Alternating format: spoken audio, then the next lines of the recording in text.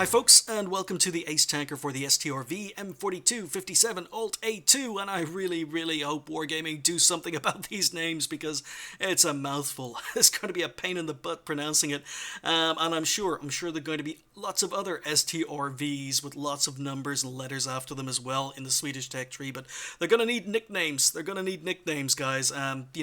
Maybe suggestions in the comments, but this is the first Swedish tank that's been entered into the game.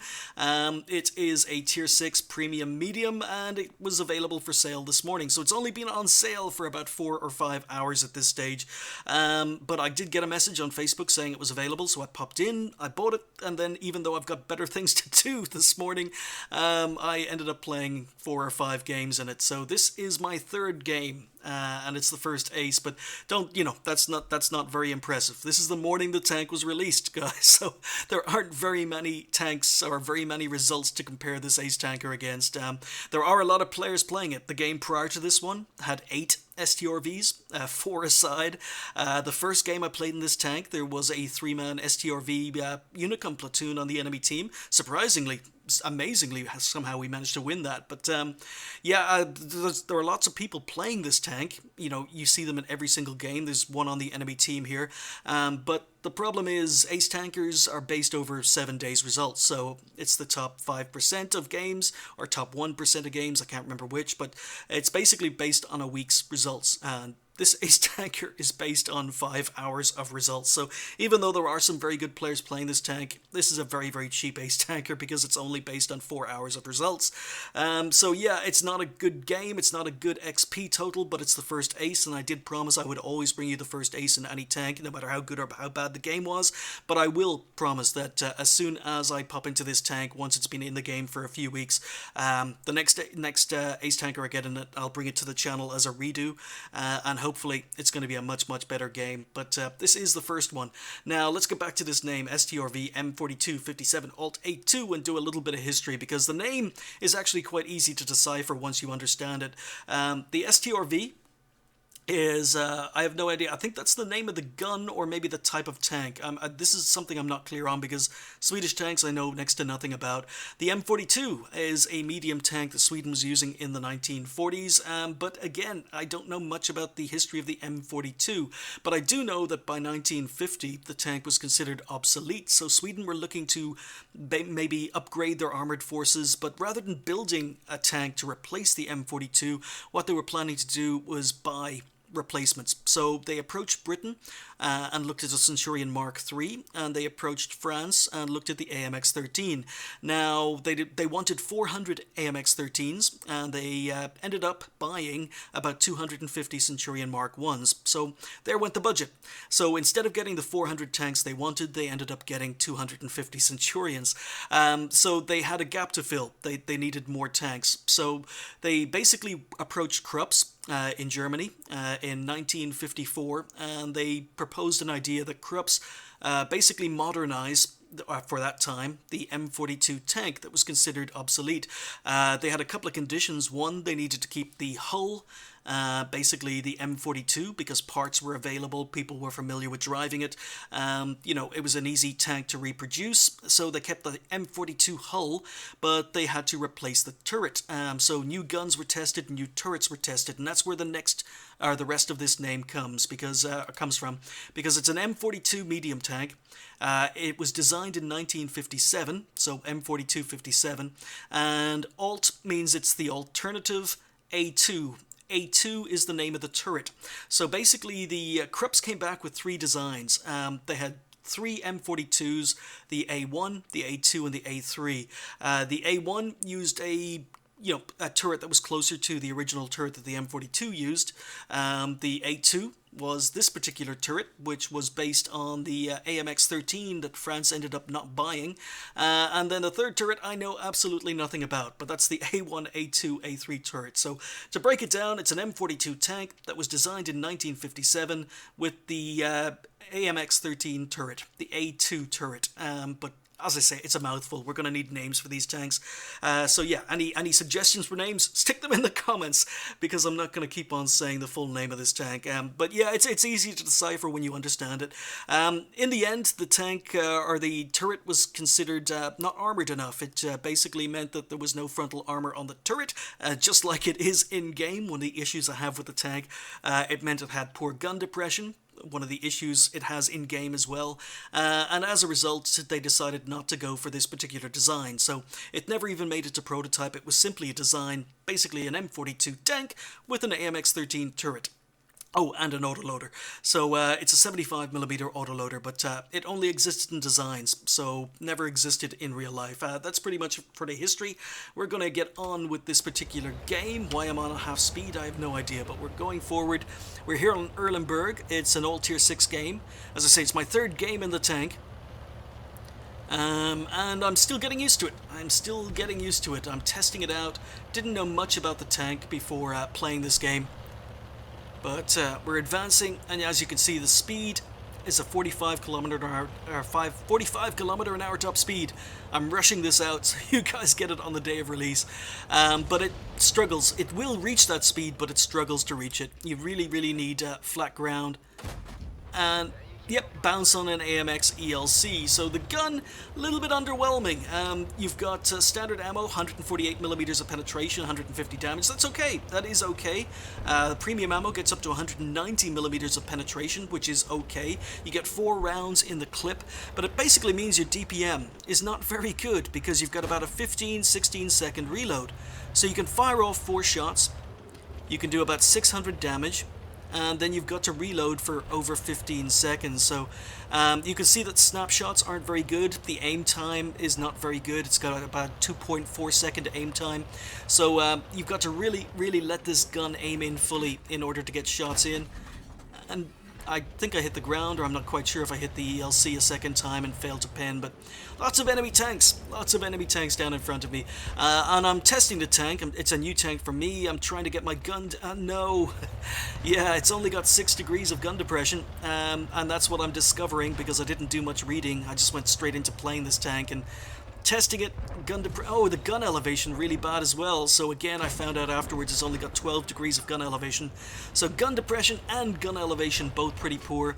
Maneuverability is average to below average, but we pop up, get 1 shot in because I noticed the VK had fired. Get a 2nd shot in on a reload. I'm going to be sitting here for 15 seconds.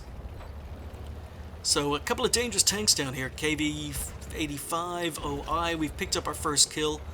But, yeah, nothing special. Our team are collapsing. We're losing 2-6. I don't have a lot of support. Our team lemming trained the other side of the map, and they're losing. We basically have a T-67 who's basically supporting me, and he's the only tank who's supporting me. We've just lost the tank that was down in front of me, the Skoda T-40, so I can't pen an OI from the front, not with standard ammo, and I'm going to struggle with premium ammo. Most penetration I can get out of this gun is 190 with the premium ammo, but I've only got standard loaded, so we get 1 shot into the VK, get another shot into the VK, get a shot into the flat front, 3 shots, 3 damaging hits there. So basically over 2 clips we've done 700 damage to that VK, doing full 100% damage, but yeah, it's the OI I'm a little bit worried about. I'm trying to spot him, but even if I spot him, there's no one to shoot him. And the T-67 has now moved to a position where he can't support me. There's an ELC running around the middle of the map. We're trying to cap for... I have no reason... I don't know. I don't know why our BDR is trying to cap, but I've moved up. The OI and the KV-85 are behind me, but I need to do a little bit more damage. I need to relieve the pressure because we're losing 5-10. That's evened up the scores a little bit. But you can see the huge reticule here. You've really got to let this gun aim in fully for it to be accurate. Shooting on the move is dreadful. The tank has absolutely no armor. You've only got about 40mm of armor on the turret. Now you can see when we let the gun aim in fully, we can get a few shots in. We take out or put some nice shots into the Cromwell B. Now we're on our 15-second reload. Of course, because it's a Swedish tank and it's the first one of the game, no sixth sense. So I'm a little bit worried about arty. 2 arty in this game. I'm a little bit worried about being spotted, not knowing I'm spotted. But we can go to work on this KV-85, take him out. So you can see that it's about a 2-second delay between shots, which is okay. The problem is we got shots of the OI, get 2 more in. Now we've got to wait for 15 seconds, and now I'm getting shot from the Churchill 3. And yeah, as I say, it takes a little bit of getting used to playing this tank without Sixth Sense, especially considering 40 millimeters of turret armor. Forgot to finish what I was saying there. 50 millimeters of hull armor. So you've got no armor. It's a very, very small tank, very, very narrow tank. We've managed to flank the OI, but look at the rear of the OI. I've got to go for his tracks. That shot goes wide. There we go, going for the tracks, and we managed to track him in place. But yeah, the accuracy doesn't seem to be amazing. It's okay.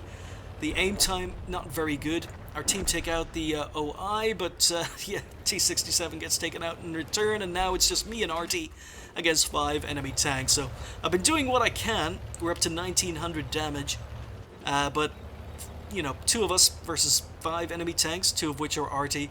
This tank has absolutely no hit points, or no armor. The hit points are okay, but I discovered very quickly that basically an OI can one-hit kill you. That happened in the game after this one. So yeah, it's not an amazing tank. It's a little bit underwhelming, to be honest. The speed and mobility, not very good. The gun depression, gun elevation, not very good. The armor, not very good. You're going to be hit and penned by most things that shoot at you. We're being capped, and all of a sudden now there are 3 tanks in the cap, and I was going to be doing some flanking. Churchill has appeared. Oh, and I missed my first shot, but he's reversing. Now, I'm making a huge mistake, and this is why it's a terrible game. Absolutely terrible game. I delay. I figure I can empty my clip, and I can get to cap. You know, I figure I've got 20 seconds, 20... No, okay. Now I've realized I've made a horrible mistake. I thought I had time to get to cap, and I've just waited too long. The tank is just not quick enough. If I was in a Cromwell, I'd get to cap in time. If I was in most other tier 6s, I'd get to the cap in time. Even a T30 or T43, I'd get to the cap in time. So I don't. I'm 1 second too late. Huge mistake by me stopping to shoot the Churchill, but we do get a consolation kill on another Strv M4257, but yeah, not a very good result. I was 5 against 2 and I screwed up. I stopped to shoot the Churchill 3 when I should have just gone for cap, but first ace tanker, what can I say? Testing out the tank, and not an amazing game. So it was the first ace, but I'm not very proud of it. We finished up with 753 XP overall. Very, very low XP total on the day, and hours after the tank was released. Yeah, 2,416 damage in the end, 5 kills, but yeah, I screwed up. Shouldn't have shot the Churchill, should have gone for cap, and maybe it could have been a better result, but we ended up doing very, very poor assistance damage. I was expecting to get much higher assistance damage from this tank. I was playing very, very far advanced. Unfortunately, no one was backing me up. I only had a T-67. He was the only tank who was able to shoot what I was spotting, so I ended up having to shoot everything myself. And yeah, spotted 3, damaged 9, destroyed 5, not very high assistance damage, and then 54,000 credits. Didn't have to fire any premium. But yeah, the base XP 753, very, very low. First ace tanker, nothing I can do about it. But as I say, I thought you might appreciate just an overview of the tank while it's still very, very fresh, as opposed to waiting and playing the tank in a week or 2 after everyone else has played it for a while and then maybe had a better game. But so yeah, my first impressions of this tank, not particularly good, but you got to remember that the first tank that's ever released for a nation when they're bringing a new nation into the game usually isn't very good. It can quite frankly suck. You know, I'm looking at the Matilda Black Prince in this case, but I don't think the STRV is another Matilda Black Prince. It doesn't have very many strengths. The armor, absolutely dreadful. You've only got 50 millimeters of frontal armor, 40 millimeters of frontal turret armor. You've only got 20 millimeters of side armor, and I have no idea what the rear armor is, but it's non-existent. So it's got absolutely no armor. So therefore, it's going to take a lot of damage. It's HE are going to, HE can one-hit kill you, absolutely wreck this tank. Also, the tank is quite small, and when you get hit, it means that the modules are all closely packed together. The crew are very closely packed together. It means you take a lot of crew damage, you take a lot of module damage when you do get hit because you have no armor. The speed and maneuverability aren't particularly good. They're okay, they're okay. I would say it's possibly speed and maneuverability wise slightly better than the AC4 Experimental, which is another premium tank I need to talk about sometime in the future. But yeah, it's going to be a very similar driving experience, but maybe slightly better than the AC4 Experimental. The speed and maneuverability definitely not a strength, probably a weakness. The gun elevation, only 6 degrees of gun depression, absolutely terrible. You know, considering you're in a tank that has no armor. The 12 degrees of gun elevation, again, terrible. So yeah, the aim time not very good. The tank has a lot of issues. So it's really, when it comes to stats, it's not very impressive, and that's even before we come to the gun, because the aim time is not good, and also the DPM. You know, when you take a tank like the other Tier 6 autoloader, the Skoda T25 from in-game, even though you get one extra shot in the STRV than you do in the Skoda can reload its clip in half the time it takes you to reload your magazine or your clip in the STRV. So you get one extra shot, but you pay for that by waiting for twice as long to reload between magazines. So the DPM on the tank isn't particularly high. I mean, the Alpha is a little bit higher than the Skoda, but DPM-wise, the Skoda has much more DPM than the STRV has. You've got about 16, almost 1700 DPM on the STRV. The Skoda has about 1900 DPM, so it's almost 200 DPM better. When you compare it against other premium tanks, Tier 6 mediums, there are quite a few of them. For example, the Cromwell B, that has 2000, almost 2200 DPM compared to 1700 on this tank. The Fury has almost 2200 DPM compared to the 1700 in this tank. This doesn't even reach 1700. Officially, yeah, this is just under 1700 DPM. It has very few strengths. The burst damage is nice. The gun is okay regarding its accuracy as long as you let it fully aim in.